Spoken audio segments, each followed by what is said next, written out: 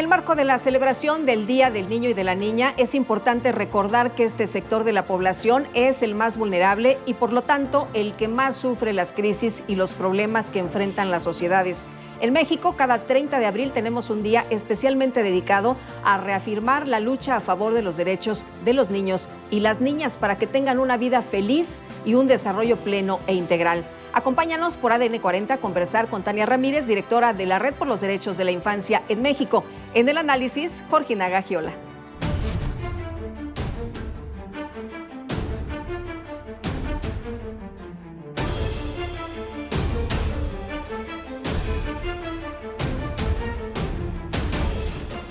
Tania, un gusto como siempre poder platicar contigo. Muchas gracias. Gracias a ustedes, Lupita, por el espacio. Tania, decías que tenemos una gran deuda con la niñez mexicana. Tenemos una deuda en primer término para ubicarles como personas. ¿Qué cosa decir esto, no? Pero para ubicarles como sujetos de derecho, es decir, no son pertenencias de sus papás ni de sus mamás, no son objetos en construcción, son sujetos plenos de derechos. Y esa dimensión en donde no les hemos terminado de reconocer como titulares de derechos, pues hace que tengamos una enorme deuda en términos de rezago, por ejemplo, en la niñez indígena, desigualdad, discriminación y también por el México en el que estamos viviendo, pues unas cifras que no están bajando de incidentes violentos en contra de niñas, niños, adolescentes. Ahora, es una población que no es menor, es la tercera parte de la población. Exacto. El último registro del INEGI, en el último censo que se pudo levantar ahí a medias con pandemia, descubrimos que son más de 30, casi 31 millones de niñas, niños, adolescentes. Nada menor, la tercera parte del país, lo que hace preguntar, ¿acaso tienen la tercera parte de la atención pública? Si acaso la tercera parte del presupuesto en la acción de política pública, pues no, son una población a la que en principio todo el mundo diría, claro que apoyamos, pero cuando uno se va a analizar un poco más los presupuestos, los datos, la acción pública, pues sí son un grupo que no está en las prioridades, ¿no? Ahora, mencionabas cosas importantes como las etapas, ¿no? Estas de los niños, niñas y adolescentes en los diferentes momentos hay que darles atención especial. ¿Se está haciendo esto? ¿Educación, alimentación, protección? Se está haciendo, pero quizá no con la suficiente celeridad como para ponerle remedio a esa deuda que tenemos, ¿no? Sí creo que, por ejemplo, estamos avanzando en términos del conocimiento de esto que ahora se nombra como crianza positiva, es decir, no golpear, no maltratar, no disciplina violenta en contra de niños, niñas, que sabíamos que desde muy pequeñitos, a veces desde los primeros meses la sufrían. En términos de alimentación, pues me gustaría decir que todo niño o niña es alimentado por igual, pero la desigualdad en este país es enorme, entonces podemos tener rutas de vida que desde muy temprana edad, por ejemplo, niñez indígena, las diferencias entre pobreza y pobreza extrema en las poblaciones indígenas, por decirte un ejemplo, en Chiapas, que hicimos un estudio, pues pueden ser brechas hasta de un 30%, ¿no? En términos de educación, venimos saltando la bolladura que nos dejó la pandemia. México fue uno de los países que más tiempo dejó en resguardo, en confinamiento a niñez y adolescencia, entonces la vuelta a la presencialidad nos está dejando retos importantes. Y la violencia también que se vivió durante la pandemia y ahora que estamos volviendo a las escuelas, pues también es notable, ¿no? En este tema me gustaría detenernos un poquito. La violencia, no nada más en las casas, no nada más en las calles, no con el tema de las delincuencia organizada, sino también adentro de las escuelas, el bullying, esta situación tan grave que se está dando. Acabamos de ver una acción brutal en contra de una niña que es asesinada prácticamente. Sí, me parece que este es un tema que venimos intentando darle vuelta como país desde hace muchos años y cada vez que tenemos este tipo de sucesos vemos la punta del iceberg, ¿no? Incluso así es como se estudia, las violencias que tienen que haber sucedido y que subyacen a esas expresiones brutales que pueden incluso tener consecuencias fatales, pues nos hablan de todo un sistema que va avalando y permitiendo esas violencias, ¿no? No solamente en las escuelas con los pares, sino, como decías, en los hogares. Es decir, niñas y niños no nacen siendo violentos, se aprende a eso. Entonces, Se aprende muchas veces por la disciplina violenta, por lo que se ve alrededor de casa, etcétera.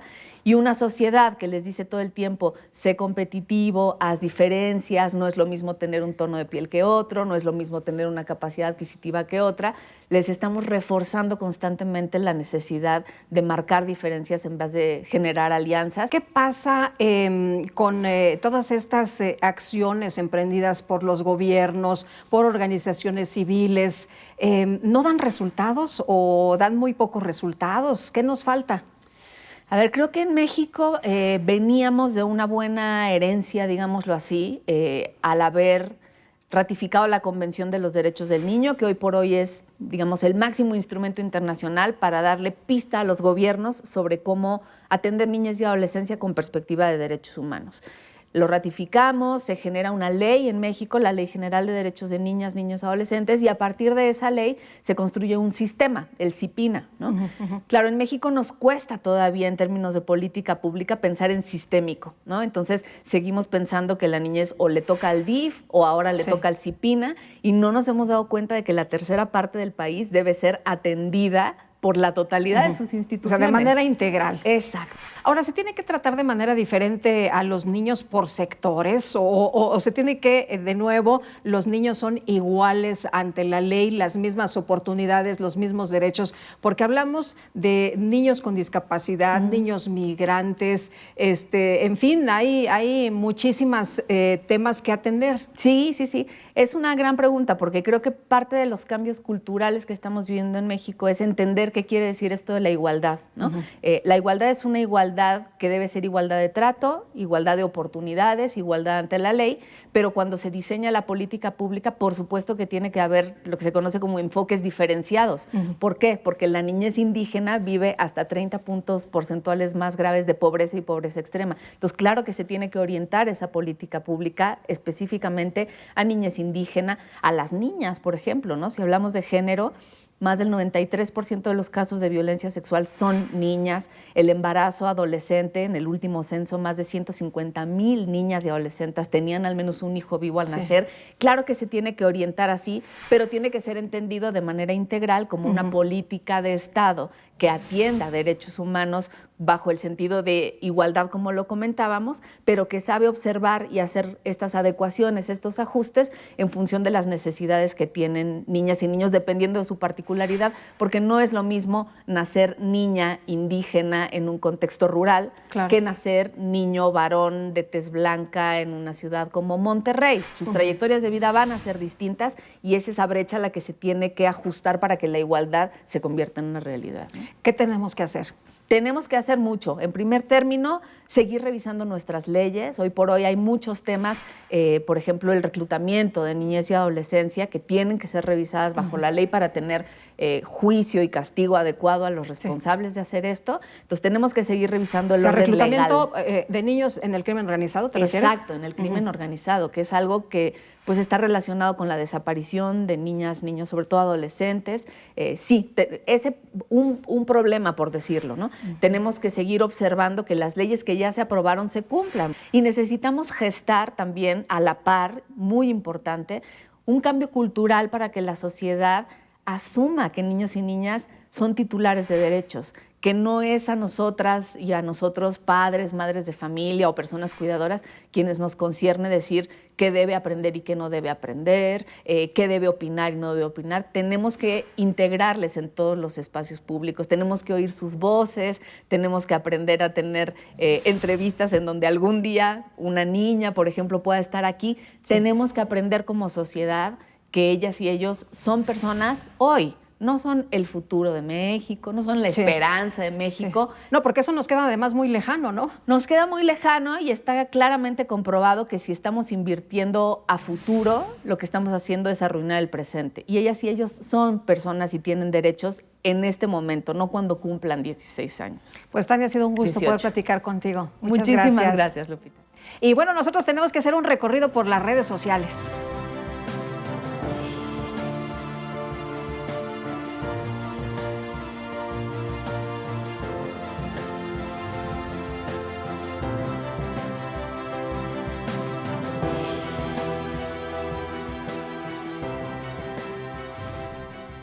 Georgina, como siempre, qué gusto. ¿Cómo estás? Y muy bien, Lupita, muchas gracias igualmente. Oye, pues siempre este tipo de conmemoraciones o de celebraciones nos hacen pausar el camino y reflexionar sobre temas tan importantes como la niñez. Exactamente, como bien dice Tania, yo creo que la niñez pareciera que es como un tema, ¿no? Y en realidad abarca tantos temas en donde deben de estar incluidos las niñas y los niños. Y creo que básicamente, como dice Tania Ramírez, ese es el error, pensar que la niñez es solamente algo de lo que debemos encargarnos cuando en realidad son tantos temas, por ejemplo, pues la educación, la alimentación, la vacunación, todo lo que requiere la atención por parte del Estado. Obviamente, pues ahí están las leyes, pero pues las leyes si no se aplican, pues de poco sirven, ¿no? No nos dan los límites para las que son formadas, ¿no? Ahora, parte de lo que decía, pensamos que los niños no tienen problemática, ¿no? Los niños son felices, los niños no les hace falta nada, las problemáticas son de las personas adultas. Y bueno, lo que estamos viendo, los datos y las cifras que nos da Tania, pues son totalmente diferentes a lo que pudiéramos pensar. Yo creo que sí, la niñez en estos tiempos pues ha cambiado, porque a lo mejor nosotros teníamos la oportunidad de salir a un parque con más seguridad, ¿no? Teníamos otro tipo de alimentación, teníamos otro tipo de entretenimiento. Ahora es un poco más lejano a la vida de los adultos. Y bueno, eso si bien te vas, si tienes suerte, acceso a la tecnología, acceso a la educación, porque como veíamos el tema de las comunidades, por ejemplo, o de los niños indígenas, o de los niños migrantes, o de los niños que son pues integrados al crimen organizado, esas situaciones realmente una problemática muy grave que estamos enfrentando. Si bien hay minorías, ¿no? Hay temas que son mucho más generales. Por ejemplo, ¿qué está pasando con el consumo de drogas? Aunque pareciera que no existe, que no es tan grave, ¿no? O con el consumo de la violencia por parte de la familia, pero también lo que están adquiriendo a través de los videojuegos, de la televisión, de lo que se dice, esta violencia en la que sí viven, pero pareciera que solamente la viven de una manera. Y también estas minorías homosexuales, en donde no se había puesto atención o no se decía, no se hablaba de un tema, y que los niños, pues claramente las niñas viven un cambio a lo mejor de sexualidad en la que nadie está poniendo atención. ¿Qué deberíamos hacer? ¿Cómo ves estos pues, temas que deberíamos aterrizar mejor en cuestión de leyes? Como nos decía Tania, la situación está perfecta, ¿no? Tenemos muy buenas leyes en México, en general no es la excepción el tema de los niños, pero pues, ¿qué deberíamos estar haciendo? Pues mira, yo como exlegisladora te puedo decir que sí, que están las leyes, pero si las leyes no se cumplen, si las leyes no se pueden aplicar a través de un ministerio público, a través de demandas, a través de que los niños exactamente sepan que tienen derechos, que pueden acudir a la autoridad, que pueden acudir a otros miembros de la familia para pedir ayuda, si los niños creen que solamente están sujetos a lo que diga su tutor o la familia y no tienen esta información de que hay todo un mundo al que pueden acceder para pedir ayuda, pues difícilmente las leyes van a funcionar, no van a servir de nada para que los niños estén más protegidos. Entonces, yo haría campañas de comunicación muy intensas, que había, por cierto, hace muchos años, ¿no? De diferentes tipos, y que me parece que funcionaron y que nosotros crecimos con esas campañas, ¿no? Entonces, creo que una campaña de comunicación que se refiere a todas las problemáticas que hay en la niñez, pues sería mucho más efectiva que un Estado que no resuelve realmente pues, las demandas civiles, penales, etcétera, ¿no? Muy bien. Georgina, como siempre, un gusto. Gracias a ti. Muchas gracias. Que estés muy bien. Y muchas gracias también a usted por habernos acompañado. Nos vemos la próxima y que la pasen todos muy bien.